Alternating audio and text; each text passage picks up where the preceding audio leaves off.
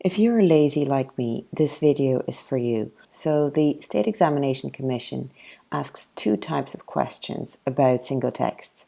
One is the lazy person's friend and the other is probably best avoided. So let's start with the specific questions. Throughout the course of the play, both Lear and Gloucester are tragic characters, but Lear develops into the more heroic figure. Agree or disagree? This question is very specific. It gives you no leeway. You simply have to talk about the character of King Lear. 10 years previously, they asked a similar question. The 2016 question focuses on Lear's evolution as a character, and that's very important in Shakespearean plays. And the 2006 one wants you to draw parallels between Lear and Gloucester. And while they probably are quite obvious, to answer that question, you need very specific quotations and very specific knowledge.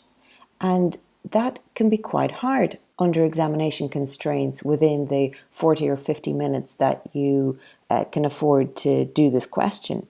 Specific questions like these two challenge your knowledge and they don't give you any real freedom in how you answer them. It becomes like a biology question or a business question. You basically have to give them your knowledge. The other type of question, and this is our friend, is the general type of question. It allows a lot more freedom. It may seem quite particular, but when you start writing, you will soon realize that you can talk about anything at all.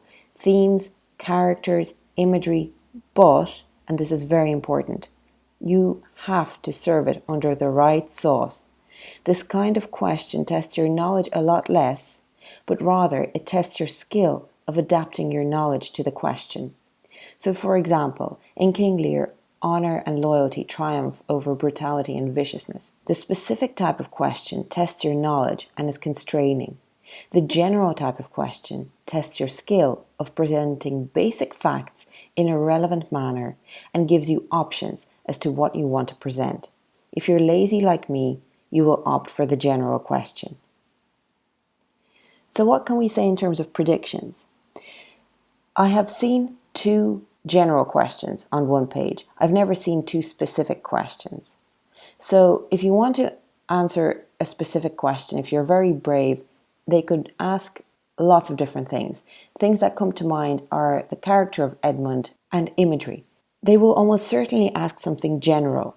And in that case, you just need to prepare to roll with the punches and most of all, just know that you certainly have enough knowledge, your general quotations, your set of 20 or 30 or 40 basic quotations, your general understanding of themes and imagery and characters will be sufficient. Your skill is really being tested here of making your knowledge relevant. And while I have you, let's just go through the absolute basics of the themes, imagery and characters, which are the three main foundations of what you need to know about this play.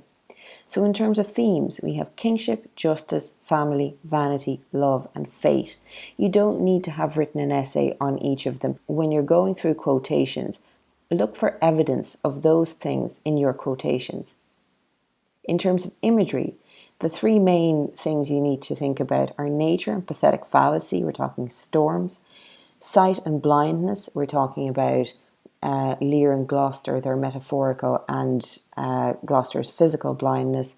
And then there is the theme of insanity, and the fool is very important in that.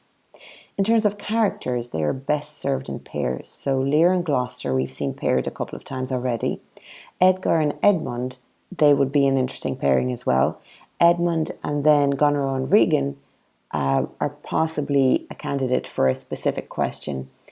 And then you have Cordelia and Lear. They're a very interesting pairing because Cordelia is actually a lot more like Lear than initially meets the eye. She is being stubborn and proud, just as Lear likes to be stubborn and proud at the start. But anyway, I digress. In short, if you found this helpful, get the sample essays on all of these questions on our website. We have lists of must-know quotations, we have plot summaries, we have a full guide to everything you need to know to make English count for points this year. Throughout the year, I'll be holding a number of revision days that are super exam focused, super practical, and super student centered, and you're very welcome to attend. I'm also available to answer any of your questions on social media, so don't be shy, send us a message and find out what you need in order to make this Leaving Cert work for you.